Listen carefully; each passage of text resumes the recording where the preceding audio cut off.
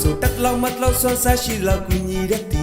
ဆရာတော်ဖျားရဲ့အကူအထားရတဲ့ပြောကြီးလာပြီးခတ်လီမှာပပလေးနဲ့လွတ်လွတ်တက်တက်သူရဲ့ဗီဇတရွာလုံးကချစ်တီပြောကြီးလာပါပြီ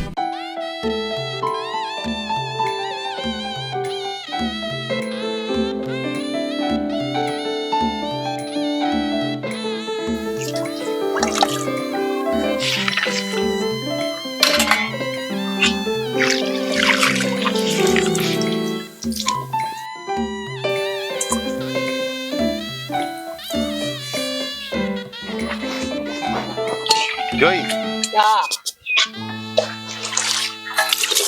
အဲ့လိုဖြစ်နေဒီမင်းလဲမို့လို့မင်းစေးရတာနော် တိပါတယ် မင်းသိဖို့ပဲလို့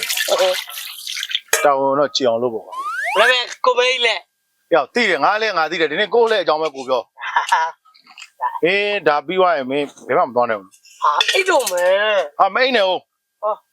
မင်းကလည်းစီဝေးလောက်ဆက်ရှိတယ် ဟမ်နေဟောင်းလေ ဟုတ်တယ်လေစီဝေးလောက်ရမယ် ဟော အဲ့တော့ပြီးရင်စီဝေးခမ်းမအောင်မင်းလိုက်ခဲ့ ဘယ်မှာလဲစီကိုခံမှာ ဟာကျောင်းဝေးကကိုပြကမင်းနဲ့ကလည်းစီဝေးခမ်းမပဲလေကဲငါစောင့်နေမယ်နော် လာခဲ့ပါဗျာ တေချာလို့ပြောပြောရှင်ရှင်လှုပ်လို့ကောင်းမမသိစာဖတ်တာတော့သူ့စိတ်မချလို့ကောင်းမဖတ်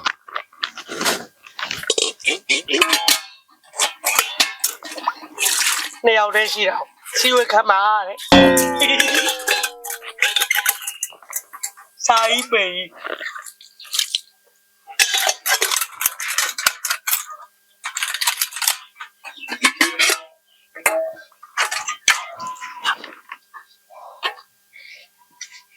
ပါပြီဗျာ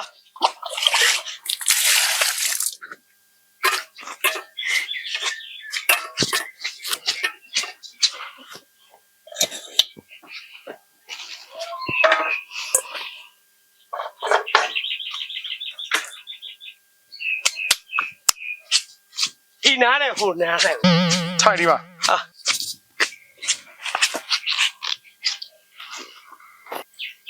ကိုပြည့်စုံကိုပြည့်ပြုံးအာစီဝေခံ ဟေ့အောင်ဒီလောက်ကြီးကျယ်လှပတဲ့ကျောင်းကြီးမှာနေပြီးတော့စကားတွေကမင်းဘာဖြစ်လို့တိမ်ငယ်ချင်းနေရတော့ခတ်တယ်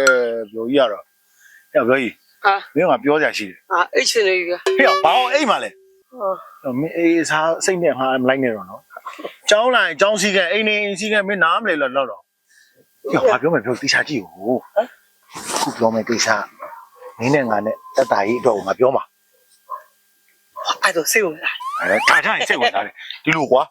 ခုကျောင်းမှာကဆရာတော်ရဲ့ဒုနှစ်ယောက်ဆိုတော့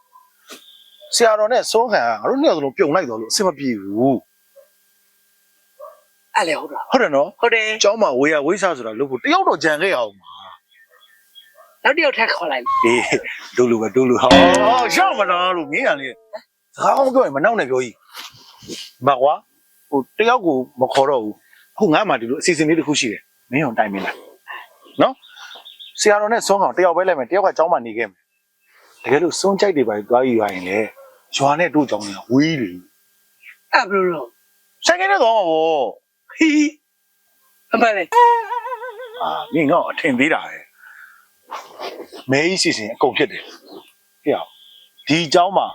ပစ္စည်းလေးပါးတိုင်ကငါဦးလေးဦးပြောင်ကြီးတဲ့ ကစီနေနော် တော်တော်နေတယ်ဩဖိုးကစီနေရမှာလေငါဦးလေးမှာဆိုင်ကယ်တစ်စီးရှိ ဟာကျွန်တော်ပြမရှိတာယူ ငါတင်မင်းပါဗောမင်းဟော ဟာ ဒီမှာပြောကြီးမင်း ဆိုင်ကစီ ဆိုင်ကယ်လေးကတင်ပေးမယ်မင်းအလှည့်ကြရင်ဒီဆိုင်ကယ်လေးနဲ့မင်းစုံကြိုက်သွားယူ အာယူ ပြီးရင်ဆိုင်ကယ်လေးပြန်ထားခဲ့ပြီးတော့ပြန်လိုက်မနှီးပါဘူးလား ဟာဟုတ်တယ်ဗျာ မကောင်းဘူးလား အာကောင်းလိုက်တာရိုက်ချတာကြီး ကျင့်ပါစကားချိုအဲ့လိုမရှင်းနဲ့ ဆရာတော်ပဲကြွားပါတယ် ဆရာတော်ဘယ်ကြောက်အောင်ပါလဲဒီနေ့ပထမပွဲတွေစတော့မှလေပထမပွဲမစခင်တန်ခါအစည်းအဝေးရှိတယ် ဟော ဆရာတော်အဲ့ကိုကြွသွားတယ်ဒီကိစ္စကဆရာတော်လည်းသိလို့မဖြစ်ဘူး ဒီရိုက်ပါတော့ ဆိုင်တော့ငါတယောက်တည်းမို့နှစ်ယောက်လုံးနေခွာပြီနေလည်းစီးမတင်ဘူးလား ဒီမဲ့ အေးဒီကနှုတ်လို့ဘူးပဲလူတွေ ဟာစိတ်ချ နော် ရော ဒါပေမဲ့တခုတော့ရှိတယ်မင်းခုနကသူဆိုင်ကယ်ကြီးကဒီတိုင်းသွားယူရင်ပေးမှာမဟုတ်ဘူးဟာ အဲ့တော့ ငါဦးလေးကဟိုမြို့မှာပေးကိစ္စနဲ့တွားတယ် အိမ်မှာဒီချိန်သူမရှိတော့ဘူးမင်းလည်းကလည်းဆိုင်ကသွားမလာမယ် ဦးပြောင်ကြီးအေးကို ကြောင်ကြီးတော့ပါမယ်မင်းလည်းကအေးပထမတော့မသိစနေတာ ဆရာတော်မပြန်လာခင်ချမ်းကျွန်တော်တင်မရမလို့ အတင်ပေးမယ်မင်းကလည်းဆိုင်ကစီငါတအားကျွမ်းတာ ခရီ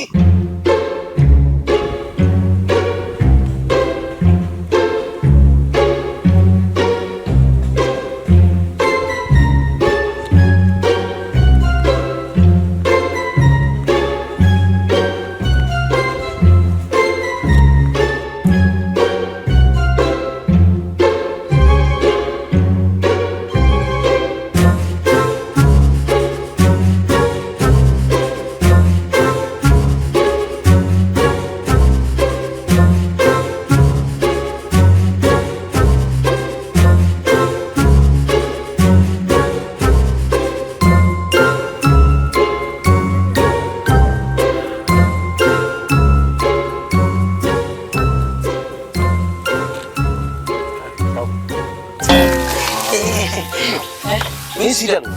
စီတော့လေ အဲ့ဘာလို့တော့လဲစင်ဒီနေရာမှာလေဘသူကဆရာဖြစ်သွားပြီ ကိုမဲရဲ့ဆရာ အေးမဲကြီးရဲ့တပည့်ကဘာလို့လဲ ပြောကြီး အေးပြောရင်မင်းဒါသိဖို့ပဲလေအဲ့တော့ဆိုင်ကယ်စီးပြီဆိုစနစ်လိုလာတင်မင်းမယ်တေချာကြည့်ပါ ပဲလို့ဆရာတော်တိလို့မန်းနေအောင် ဩဆရာတော့မသိအောင်လို့မင်းနဲ့ငါနဲ့တော့မပြောရင်မသိဘူးမင်းနှုတ်လုံးမလို့လို့ရနော် လုံးနေ အေးအဲ့တော့ငါတင်ပေးမယ်ဘယ်လိုလုပ်ရလဲဆိုပြမယ်နော်ဆိုင်ကယ်ပေါ်မောင်းတော့မယ်ဆိုရင်တော့ဘာလုပ်ရလဲဘာလုပ်ရလဲသိလား တိလို့လေ ဒီမှာကြည့်ဘယ်လိုခွာဒီလိုလေးခွာလိုက်ဒီလိုလေးတဲလိုက်သိတယ်နော်အောက်မှာဘာထောက်ထားလဲ ရင်ကြီး အေးဟဲ့အောင်တောက်ဘဲကိုမြေကြီးလေဒီမှာတောက်ကြီးတစ်ချောင်းလုံးမင်းမမြင်ဘူးလား အော် အဲ့တောက်ကိုဘယ်လိုဖြုတ်လဲသိလား ဘလို့လို့ ဒီလိုခြေောက်လေးအသားလေးမပျောက်သွားဘူးလား ရောက်လာ ဟုတ်တယ်နော်ဆိုင်ငယ်ဆောက်မောင်းတော့မယ်ဆိုဒီမှာတော့ဒီတော့လိုလေး